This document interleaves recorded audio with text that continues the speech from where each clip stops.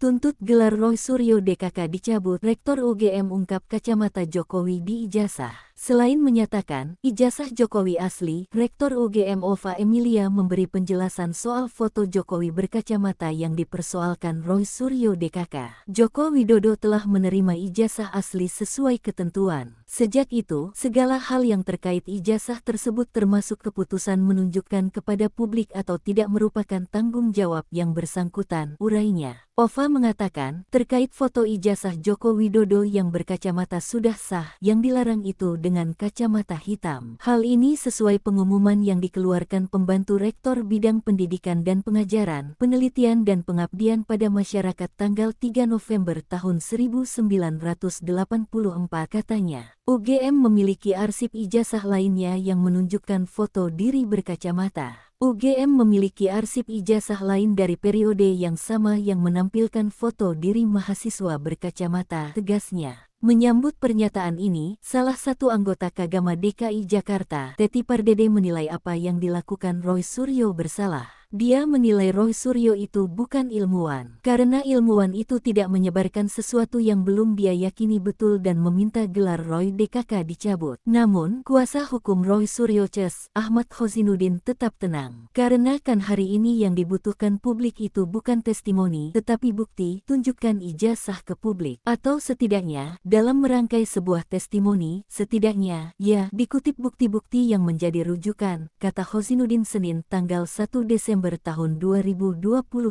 Soal kubu Jokowi berdalih nanti di pengadilan dan hari ini, bukti itu tidak lagi menjadi kewenangan Jokowi, tapi penyidik Polda Metro Jaya. Dan kami sudah mengajukan apa yang kami sebut dengan gelar perkara khusus dan penyidik sudah merespon itu. Nah, ketimbang lama-lama, ya, memanggul beban ijazah palsu ini, ya, nunggu di pengadilan yang entah ada atau tidak, maka gelar perkara khusus nanti bisa ini ditunjukkan, katanya. Menurut dia, diperlihatkannya ijazah Jokowi ke publik belum tentu menyelesaikan permasalahan. Selain itu, tidak bisa juga mengakibatkan dihentikan atau dicabutnya laporan oleh dari pihak kuasa hukum Jokowi. Masyarakat bisa lihat secara transparan. Feby menegaskan bahwa permasalahan ijazah Jokowi akan terlihat jelas di pengadilan nanti.